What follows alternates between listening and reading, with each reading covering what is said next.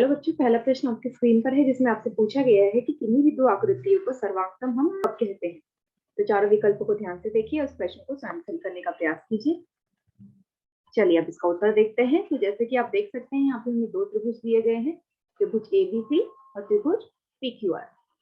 और दोनों ही त्रिभुज की सभी भुजाएं आपस में बराबर है, जैसे कि एबी भुजा पीक्यू के बराबर है, एसी भुजा पीआर के बराबर है और बीसी भुजा क्यूआर के बराबर है। तो यहाँ से दोनों त्रिभुज आपस में सर्वांगसम हो जाएंगे। इसलिए हम ये बोलेंगे कि किन्हीं भी दो आकृति को सर्वांगसम तभी कहा जाएगा यदि उनकी आकृति और आकार बिल्कुल समान हो, जैसे कि त्रिभुज एबीसी और पीक्यूआर का है। इसलिए ऑप्शन बी हमारा सही उत्तर होगा। दूसरा प्रश्न, इस प्रश्न में आपसे पूछा गया है कि किसी त्रिभुज की किन्हीं दो भुजाओं की लंबाई का योग हमेशा क्या होगा। तो चारों विकल्प को ध्यान से देखिए, इस प्रश्न को स्वयं हल करने का प्रयास कीजिए। चलिए अब इसका उत्तर देखते हैं। तो जैसे कि हम देख सकते हैं कि हमें एक त्रिभुज एबीसी दिया गया है। हम एबीसी त्रिभुज की एबी भुजा को डी तक इस प्रकार आगे बढ़ाएंगे कि एडी और एसी भुजा आपस में बराबर हो जाए। अब हमें यहाँ पे त्रिभुज एसीडी में, क्योंकि एडी और एसी भुजा आपस में बराबर है और एडी भुजा के सम्मुख कोण कोण 1 है और एसी भुजा के सम्मुख कोण कोण 2 है, तो ये दोनों कोण भी आपस में बराबर हो जाएंगे क्योंकि समान भुजाओं के सम्मुख कोण सदैव बराबर होते हैं। इसके बाद हम कोण बीसीडी को कोण बीसीए प्लस कोण 1 लिख सकते हैं। यहाँ से कोण बीसीडी बराबर हो जाएगा कोण बीसीए प्लस कोण 2, क्योंकि कोण 1 और कोण 2 आपस में बराबर हैं। यहाँ से हमें साफ दिखाई दे रहा है कि जो कोण बीसीडी है वो बीसीए और कोण 2 दोनों से ही बड़ा होगा। तो यहाँ से हम ये लिख सकते हैं कि कोण बीसीडी बड़ा हो जाएगा कोण 2 से। इसके बाद हम त्रिभुज बीसीडी लेंगे और ये हमें पहले से दिया गया है कि कोण बीसीडी बड़ा है कोण 2 से। अब बीसीडी कोण के जो हमारे सम्मुख भुजा है वो हमें साफ दिखाई दे रही है, बीडी है। कोण 2 के जो सम्मुख भुजा है वो है बीसी। यहाँ से बीसी भुजा छोटी हो जाएगी और बीडी भुजा बड़ी हो जाएगी, क्योंकि इनके जो सम्मुख कोण है वो भी आपस में एक दूसरे से बड़े हैं। बीडी भुजा को हम बीए प्लस एडी लिखेंगे और बीसी भुजा को हम बीसी ही रहने देंगे। यहाँ से हम एडी को एसी लिख सकते हैं, क्योंकि हमें पहले से दिया गया है कि एडी भुजा एसी भुजा के बराबर है। और हमें यहाँ पे साफ दिखाई दे रहा है कि किसी भी त्रिभुज के दो भुजाओं का योग सदैव तीसरी भुजा से बड़ा होगा। तो यहाँ से हम बोल सकते हैं कि ऑप्शन डी हमारा सही उत्तर है।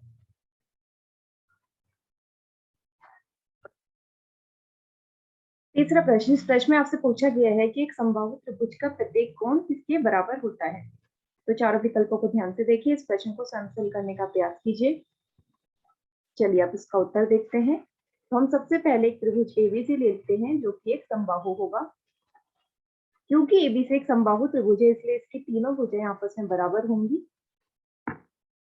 इसके बाद क्योंकि एबी और एसी भुजा आपस में बराबर है तो एबी भुजा के जो सम्मुख कोण है वो कोण सी है और एसी भुजा के जो सम्मुख कोण है वो कोण बी है। तो यहाँ से कोण सी और कोण बी भी आपस में बराबर हो जाएंगे, क्योंकि समान भुजाओं के सम्मुख कोण हमेशा बराबर होते हैं। उसी प्रकार एसी और बीसी भुजा भी आपस में बराबर है, तो एसी भुजा के सम्मुख कोण कोण बी होगा और बीसी भुजा के सम्मुख कोण कोण ए होगा। तो यहाँ से कोण बी और कोण ए भी आपस में बराबर हो जाएंगे। तो यहाँ से हम बोल सकते हैं कि कोण ए, कोण बी और कोण सी तीनों ही आपस में बराबर हो जाएंगे।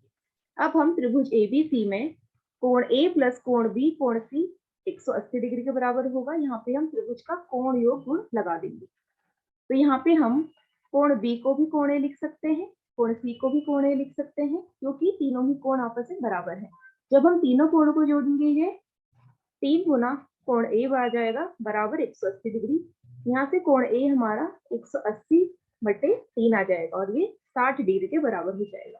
तो कोण ए हमारा 60 डिग्री हो गया। तो इसी प्रकार कोण ए, कोण बी और कोण सी तीनों ही हमारे 60 डिग्री के हो जाएंगे।